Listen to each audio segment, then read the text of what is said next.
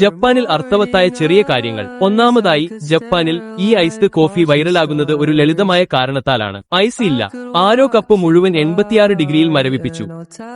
അത് പുറത്തുവരുമ്പോൾ ഗ്ലാസ് പൂർണ്ണമായും മഞ്ഞിൽ മൂടിയിരിക്കുന്നു. സാധാരണ ഐസ് ചേർക്കുന്നതിനു പകരം അവർ ഫ്രഷ് പാലും ചൂടുള്ള എസ്പ്രസോയും നേരിട്ട് ഫ്രോസൺ കപ്പിലേക്ക് ഒഴിക്കുന്നു. പാനീയം നനക്കാൻ ഒരു തുള്ളി വെള്ളവുമില്ലാതെ തികച്ചും ഐസ് തണുപ്പിലാണ്.